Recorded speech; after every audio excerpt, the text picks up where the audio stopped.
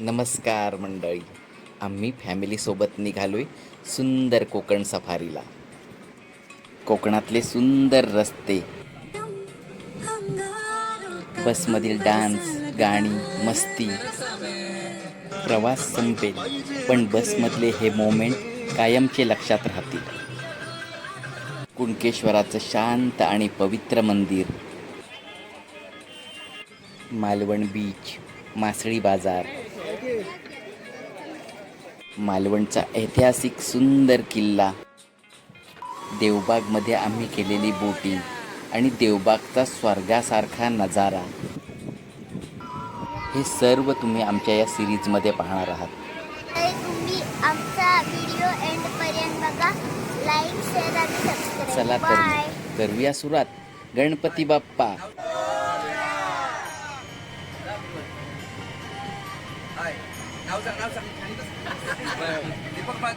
अशा पद्धतीने आम्ही आमच्या कोकण सफारीला सुरुवात केली. बसचा प्रवास म्हणजे आमच्या ट्रिपची खरी मजा.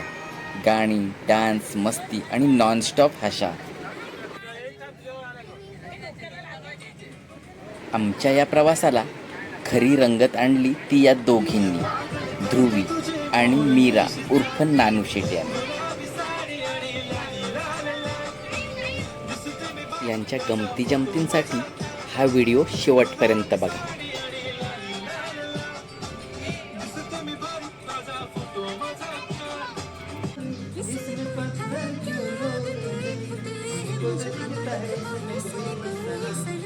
अंगारों का अंबर सा लगता है मेरा सामे,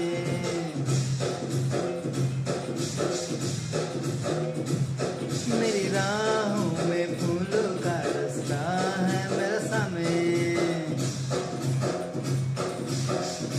भारी बायको पाहिजे नखरे वाली, मराठा मोळी थोडीशी साधी बोली, स्वाजीचा भारी बायको पाहिजे नखरे वाली.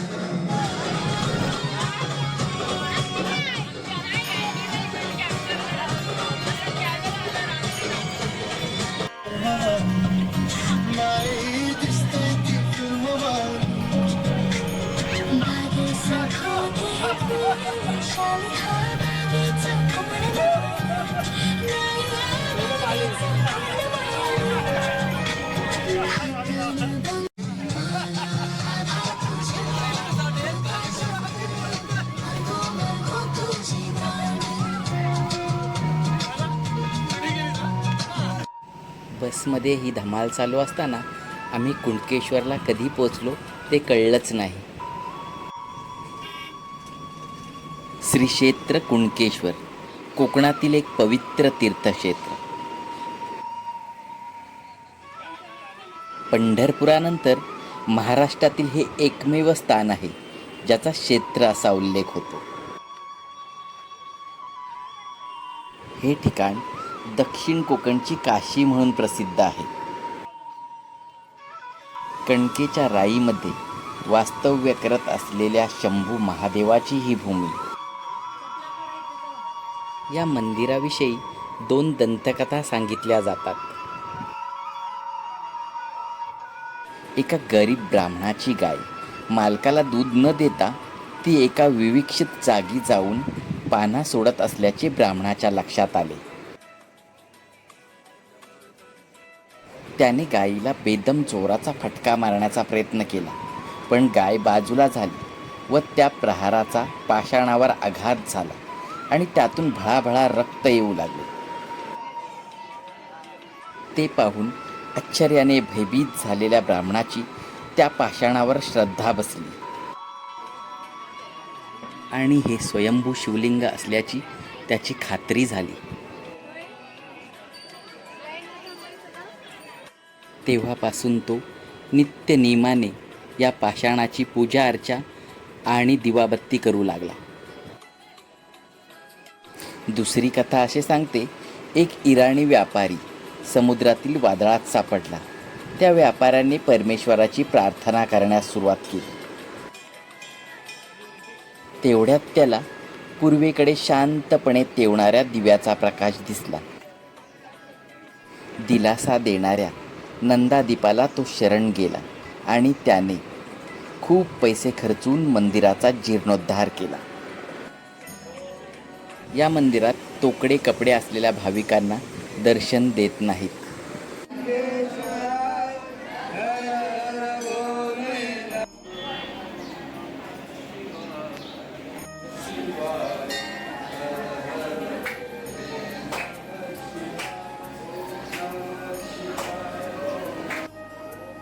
या देवालयात गाभारा, मुंगसाळ, विश्रांतीस्थळ आणि सभामंडप असे 4 विभाग आहेत.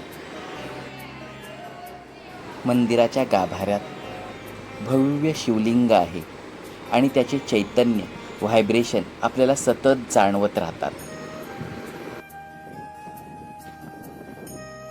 मंदिराचे बांधकाम जांभ्या दगडाचे असून मंदिराचा संपूर्ण एरिया प्रचंड मोठा आहे आणि मंदिराला एकूण 7 दरवाजे आहेत.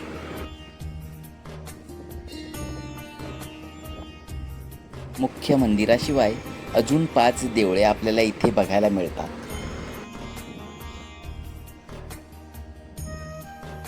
समुद्रकिनाऱ्याच्या बाजूने मंदिराच्या परिसराला मोठी तटबंदी इथे बघायला मिळते.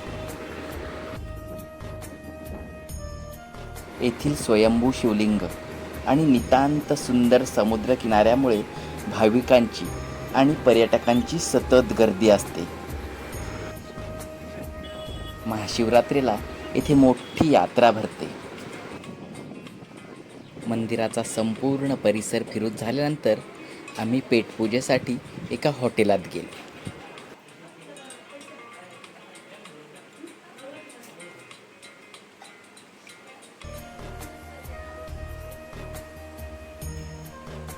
कुणकेश्वर दर्शनानंतर आम्ही निघालो मालवणच्या दिशेने. मालवणला जाताना प्रत्येक रस्ता कोकणचे सौंदर्य दाखवत होता.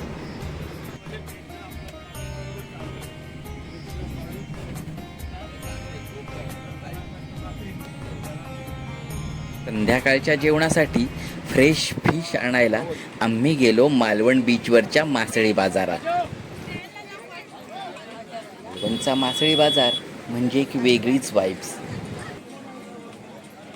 ताजी मासळी, समुद्राचा वारा, किनाऱ्यावरील कोळी बांधवांची लगबग अशा सुंदर वातावरणात मालवण बीचवरची ती संध्याकाळ अजून खास बनली.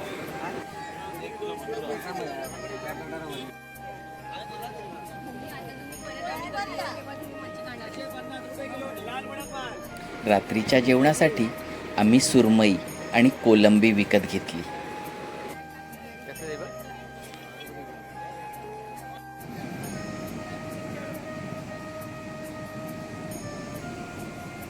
समुद्राच्या लाटांचा आवाज, किनाऱ्यावरील गलबत, ताज्या मासळीचा सगळीकडे पसरलेला सुगंध, मालवणचा तो मार्केट एक्सपिरियन्स खरंच खूप सुंदर होता.